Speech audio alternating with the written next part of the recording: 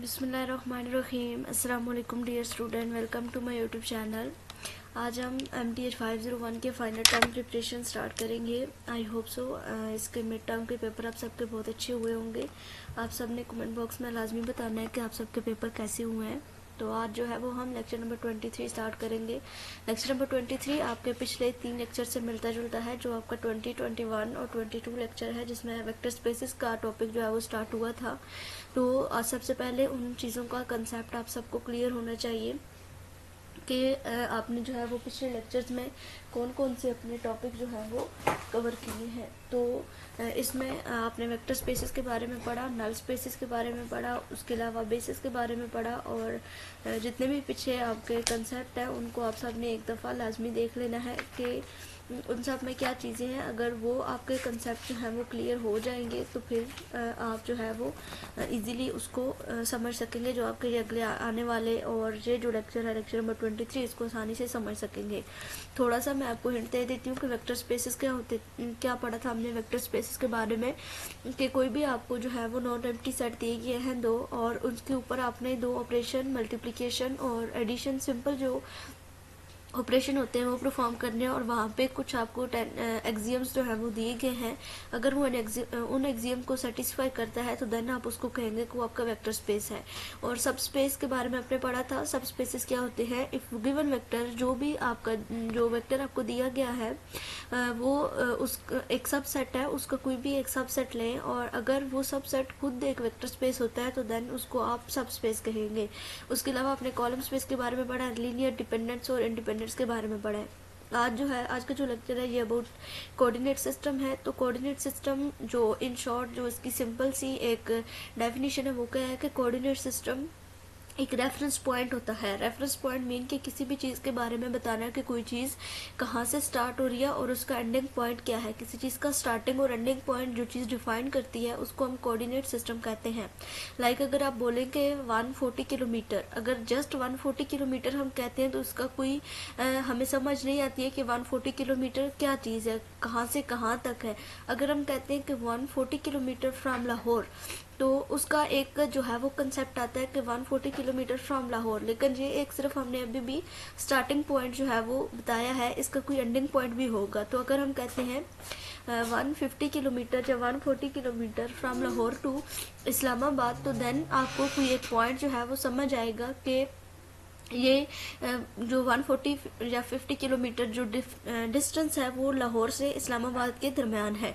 तो ये चीज़ जो होती है ये कोऑर्डिनेट सिस्टम होती है। रियल लाइफ में भी इसकी बहुत सारी एग्जांपल्स हैं।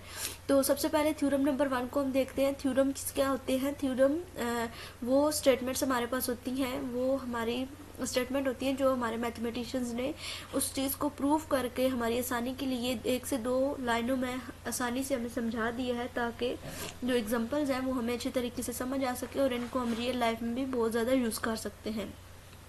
तो सबसे जो पहला थ्योरम है वो कहता है कि let B is equal to B1 B2 up to Bn B या बेस। अब बेस क्या चीज़ होती है? हमने अपने पिछले लेक्चर्स में बहुत डिटेल से जो है वो पढ़ा है कि बेस क्या है। बेस की 2 प्रॉपर्टीज हमें बताई गई हैं कि जो भी आपको वेक्टर दिया गया है, जो भी स्पेस आपको दी गई है, उसके जो आपके वेरिएबल्स आपके यूज़ हो रहे हैं, जो वेक्टर यूज़ हो रहे हैं, वो एक तो लीनियरली इंडिपेंडेंट होने चाहिए और दूसरा वो स्पैन भी करती हों। 2 प्रॉपर्टीज़ हैं, वो इंडिपेंडेंट हो और स्पैन भी करते हों, तो उसको आप कहेंगे कि वो आपका बेस होगा। तो यहाँ पे भी यही बात है, B1 B2 Bn B the base for vector space V। Then for each x in V, तो हर एक x जो के V में है वहाँ पे क्या होता है कि there exist a unique set of scalar C1 C2 up to Cn such that x is equal to C1 B1 C2 B2 up to Cn Bn, यानी कि ये आपका एक लीनियर कम्बिनेशन यहाँ पे बन जाता है जो आपने पढ़ा था C1 V1 C2 V2। Same उसी तरीके से यहाँ पे अब जो आपके वेक्टर्स यूज़ हो रहे हैं वो B1 B2 एंड Bn है, और जो स्केलर्स हैं वो वही C1 C2 एंड Cn है। इसको अगर आप वेक्टर में रिप्रेजेंट करें तो देन आपके प्लस की जगह पे यहाँ पे कोमा आएगा। उसी اس کے بعد یہاں پہ اس کا پروف ہے، اس کو بھی آپ جو ہے وہ دیکھنا چاہتے تو ایک بار دیکھ سکتے ہیں۔ آگے جو ڈیفینیشن ہے اس کی بی کوآرڈینیٹ آف ایکس کی ہے، یہ سیم مطلب یہی چیز ہے، جسٹ اس میں ایک چیز بتائی گئی ہے کہ بی کوآرڈینیٹ آف ایکس کون سے ہوتے ہیں۔ جو آپ کا یہ لینئر کمبینیشن ہے اس میں یہ جو C1 C2 اور C3 اپ ٹو Cn تک جتنے بھی آپ کے اسکیلرز یوز ہوتے ہیں، یہ جو ویٹس ہوتے ہیں، ان کو آپ کہتے ہیں کہ یہ بی کوآرڈینیٹ آف ایکس ہیں، جو کہ اس ڈیفینیشن میں لکھا گیا ہے۔ Suppose that set B is equal to B1 B2 up to Bn is a base for V and X is in V. The coordinate of X relative to B or the B coordinate of X are the weights C1 C2 up to Cn، اور وہی combination آپ کا یہاں پہ آ جائے گا۔ Note بھی آپ دیکھ لیں کہ اگر جو ہے وہ آپ کے پاس اس طرح کے کچھ اسکیلرز دیے گئے ہوں تو دین آپ جو ہے وہ ایکس کی ویلیو کو، ایکس کے ویکٹر کو ایزیلی فائنڈ کر سکتے ہیں۔ ایگزامپل کریں گے تو آپ کو مزید یہ جو ٹاپک ہے یہ کلیریفائی ہو جائے گا۔ Consider base B is equal to B1 B2 for R2، جو بیس ہے وہ R2 کے لیے ہے، ویر B1 کی جو ویلیو ہے وہ 1 0 ہے، اور B2 کی ویلیو جو اس نے دی ہے ویکٹر دیا ہے وہ 1 اور 2 ہے۔ Suppose an X in R2 has the coordinate XB is equal to -2 and 3۔ یہ جو -2 اور 3 ہے یہ C1 اور C2 ہے، اینڈ فائنڈ X، یہاں سے اب ہم نے X کو فائنڈ کرنا ہے۔ تو سب سے پہلے لینئر کمبینیشن جو ہم نے پڑھا ہے وہ ہم لکھ دیں گے، جتنے بھی ویکٹر جہاں پہ اسکیلر یوز ہوئے ہیں ان کو لے کے، جہاں پہ جسٹ 2 یوز ہوئے تو ہم نے C1 B1 C2 B2 لکھا ہے اپ ٹو سو آن۔ جتنی ٹرمز ہمارے پاس یہاں پہ کوشچن میں پوچھی جائیں گی اتنی ٹرم کا ہم یہاں پہ کمبینیشن بنائیں گے، دین کوما جہاں پہ ہوگا وہاں پہ ہم پلس ہمارا آ جائے گا اس کمبینیشن میں۔ اب C1 کی ویلیو ہمارے پاس ہے -2 اور C2 کی ویلیو ہمارے پاس ہے 3، تو اسی طریقے سے یہاں پہ ان کی ویلیوز کو پٹ کر دی اور ان کو سولو کرنے کے بعد جو X کی ویلیو وہ ہمارے پاس آ گئی ہے۔ ایگزامپل نمبر 2 ہے let S is equal to V1 V2 V3 with the base for R3 where V1 V2 and V3 تینوں ویکٹرز دی گئی ہیں، اور یہ جو ویکٹر ہے S کا یہ بیس ہے R3 کا۔ تو سب سے پہلے find the coordinate vector of V is equal to 5 -1 9 with respect to X۔ جو کوآرڈینیٹ ہے اس کے V کے یہ ہم نے فائنڈ کرنے with respect to X، اور دوسرا جو پارٹ ہے اس میں ہم نے فائنڈ کرنا ہے کہ find a vector V in R3 whose coordinate vector with respect to the base S is this۔ یہاں پہ کوآرڈینیٹ ویکٹر دی گئی اور یہاں پہ جو ہے وہ ہم نے ایک ویکٹر V فائنڈ کرنا ہے۔ تو سب سے پہلے R3 میں ہے تو ہمارے جو ویریبلز ہیں اور جو اسکیلرز ہیں وہ ویکٹرز اور اسکیلر جو یوز ہو رہے ہیں وہ V1 C1 V2 C2 and V3 اور C3 یوز ہو رہے ہیں، ان کو ہم اس طرح لکھ لیں گے۔ اور اے والا پارٹ اگر دیکھیں تو وہاں پہ ہمیں ایک جو ہے وہ ویکٹر دیا گیا ہے 5 -1 اینڈ 9، تو وہ X کی ویلیو ہم لگا دیں گے، دین C1 C2 اور C3 کی ویلیو بھی V1 V2 اور V3 کی ویلیو ہم یہاں پہ پٹ کریں گے، اور یہاں سے کچھ ایکویشنز ہماری آ جائیں گی، ان کو اندر ملٹیپلائی کرنے کے بعد دین اب ہم اسکیلرس کی ویلیوز کو نکالیں گے، ان ایکویشنز کو سملٹینیسلی سولو کر کے ہم C1 C2 اور C3 کی ویلیو کو نکالیں گے، اور جو ہمارا B پارٹ ہے اس میں ہم نے کیا کرنا ہے کہ جو ہماری C1 C2 اور C3 کی ویلیو آئی ہیں ان کو بھی V1 اور V2 کی ویلیو کے ساتھ ملٹیپلائی کرنا ہے، تو دین وہاں پہ ایک جو نیا ویکٹر ہم نے فائنڈ کرنا ہے وہ آ جائے گا۔ ایگزامپل نمبر 3 ہے find the coordinate vector of the polynomial P is equal to A0 plus A1x plus A2 x square relative to the base S is equal to 1x x square per row۔ تو یہاں پہ وہی جو polynomial اب یہاں پہ given ہے تو ہم نے پولینومیل کو یوز کرنا ہے، A0 plus A1x plus A2x کا اسکوائر، تو C1 V1 plus C2 V2 plus C3 V3 یا B3 جو بھی ہوتا ہے وہ ہم یہاں پہ لکھیں گے۔ تو یہاں پہ ویریبل جو یوز ہوئے ہیں وہ ہم نے اپنے دوسری سائڈ پہ لکھنے ہیں اپنے کمبینیشن کے ساتھ، اور پھر ان دونوں کو جب کمپیئر کریں گے تو C1 کی ویلیو آپ کے پاس A0 آ جائے گی، C2 کی ویلیو A1 اور C3 کی ویلیو A2 آ جائے گی، تو یہ آپ کا ایک جو ہے وہ P2 کا آپ کا آ جائے گا جو آپ نے ویکٹر فائنڈ کرنا تھا۔ سیم اسی طریقے سے یہ ایگزامپل بالکل اسی جیسی ہے، یہ آپ نے خود کرنی ہے۔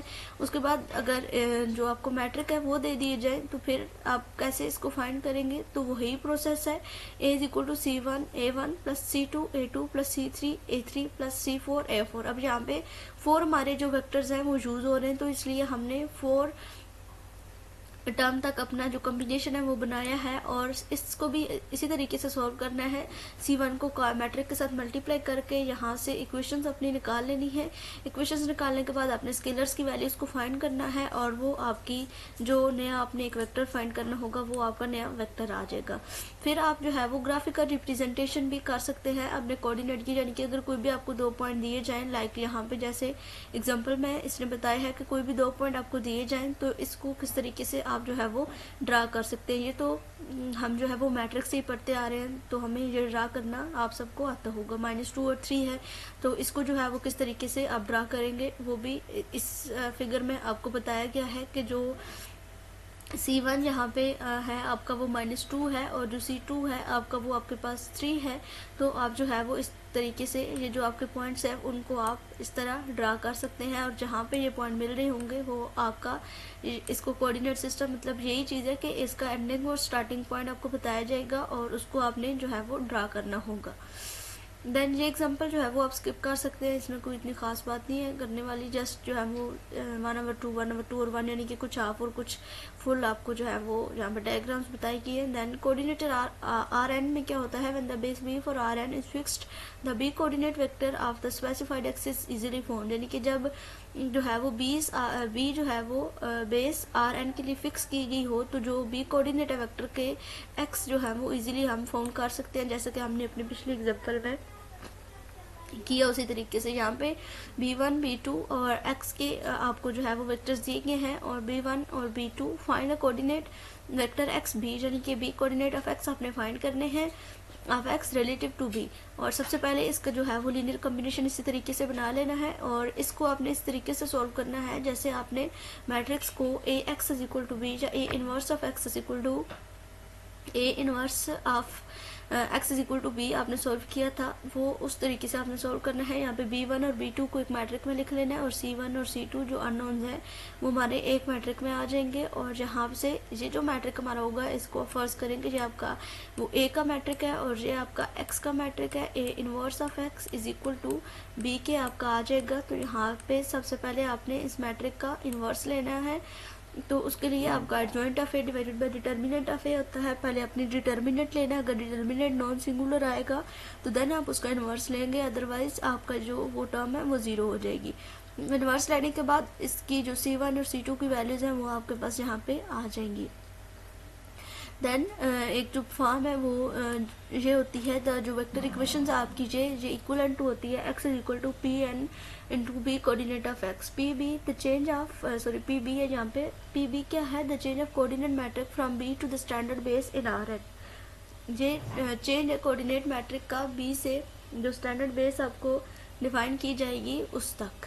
ٹھیک ہے, اس کو بھی آپ اس طریقے سے لکھ سکتے ہیں جیسے آپ A انورس آف x لکھتے ہیں, اسی طریقے سے آپ B inverse of x = x بھی جو ہے وہ لکھ سکتے ہیں. یہ جو میپنگ ہے یہ وہی ہے جو آپ کو پہلے بتا دی گئی ہے کہ جب آپ ایکس بی کو فائنڈ کرنا ہے تو کوئی بھی پی بی کو ایکس کے ساتھ ملٹیپلائی کریں گے تو دین وہ جو آپ کی بیس آئے گی وہ آر این میں آئے گی. دین تھیورم نمبر 2 ہے late be is equal to B1 B2 up to Bn be the base for the vector space V, then the coordinate mapping x to xb is 1-to-1 linear transformation from V onto Rn. اس میں جو 1-to-1 ہے وہ linear transformation آپ کے پاس ہوگی. اس کے بعد اس کا پروف ہے, اس کو آپ کرنا چاہیں تو کر سکتے ہیں, اتنا زیادہ مشکل نہیں ہے. دین آپ کے پاس یہاں پہ ایک ڈیفینیشن ہے آئسومورفزم کی. اگر جو ہے وہ 1-to-1 لینئر ٹرانسفارمیشن ہو ویکٹر اسپیس V کی آن ویکٹر اسپیس W تو اس کو آپ کہیں گے کہ وہ آئسومورفزم ہے from V on to W. آگے اس کا جو ہے وہ اسٹرکچر بتایا گیا ہے کہ آئسو from Greek for the same and جو مورف ہے from the Greek from other structure. ٹھیک ہے, اس کے بعد ایگزامپل نمبر جو آپ کی 8 ہے, اس میں یہ آپ کو ایک پولینومیل دیا گیا ہے A0 + A1t + A2t up to A3t تک. اس کو آپ جو ہے وہ پی وی کی فارم میں لکھ سکتے ہیں. تو یہ آپ کا جو ہے وہ R4 میں آئے گا. یہ A0 A1 A2 and A3 اگر ان کو آپ کہنے تو یہ آپ کے 4 پوائنٹس بن رہے ہیں تو آپ اس کو کہیں گے کہ یہ آپ کا R4 میں کوآرڈینیٹ آ رہا ہے. اسی طریقے سے آپ کی جو یہ ایگزامپل ہے ان کو بھی پہلے اپنے لینئر کمبینیشن میں لکھ رہے ہیں C1 C2 اور V1 V2 جو بھی آپ کی لینئر کمبینیشن بنتی ہے, پھر ان کو اندر ملٹیپلائی کرنا ہے. ملٹیپلائی کرنے کے بعد آپ کو جو فارم ملے گی وہ اس طریقے سے میٹرک کی فارم مطلب یہ ویلیوز آپ کے پاس آ جائیں گی. اور اس کو x = 0 یہ جو آپ کے جو 0 والے پوائنٹ ہے یہ بھی آپ کے وہاں سے نکلیں گے. جو ہوموجینیس ایکویشنز کو آپ جیسے سولو کرتے ہیں اس طریقے سے آپ اس کو لکھیں گے. x = 0 یہ وہ ویلیوز ہوں گی جو آپ ان ایکویشن سے نکالیں گے, وہ آپ کی ایکویشن بنے گی. دین آپ اس کو میٹرک بنا لینا ہے اور اس کے اوپر रो रिड्यूस ऑपरेशन जो है वो लगाना है, और अगर आपकी जो फिर वैल्यूज़ आएंगी उनको आप इस तरीके से पुट करेंगे और बताएंगे कि ये लीनियरली डिपेंडेंट है या इंडिपेंडेंट है। तो आप इनका अगर एक दूसरे के मल्टीपल होंगे तो वो आपकी जो है वो डिपेंडेंट होंगी, और अगर नहीं होंगी तो देन आप उसको इंडिपेंडेंट कहेंगे। सेम इसी तरीके से ये भी आपका क्वेश्चन है। सबसे पहले इसका कम्बिनेशन बना लेना है, कम्बिनेशन बनाने के बाद मल्टीप्लाई करना है अंदर, और जो आपकी इक्वेशंस आएंगी उनको आपने उसके ऊपर ऑपरेशन करना है, और जो वैल्यूज़ आएंगी C1 और C2 की या जितने भी आपके पास स्केलर यूज़ हुए हैं उनकी वैल्यूज़ आप इजीली यहाँ से फाइंड कर सकते हैं। इसी तरीके से ये भी एग्जांपल है, इसको भी सेम इसी तरीके से करना है। आप आई थिंक आपको समझ आ गई होगी। तो ये जो आगे एग्जाम्पल है, ये एग्जाम्पल नंबर 12, इसमें भी आपको एक जो है वो सेट दिया गया है। इसको भी आपने वही लीनियर कॉम्बिनेशन लिख रहे हैं पहले, फिर सबको अंदर मल्टीप्लाई करना है, यहाँ से इक्वेशंस बना लेनी है, उन इक्वेशंस को सिमिल्टेनियसली सॉल्व करके C1, C2 और C3 की वैल्यूज़ को फाइंड कर लेना है, और वो जो है वो उसका आंसर आएगा। आई होप सो आपको ये लेक्चर क्लियर हो गया होगा। फिर भी कोई कन्फ्यूजन हो तो आप पूछ सकते हैं। चैनल को सब्सक्राइब कीजिए, वीडियो को लाइक कीजिए। मिलते हैं अपनी अगली वीडियो में, तब तक के लिए अल्लाह हाफिज़।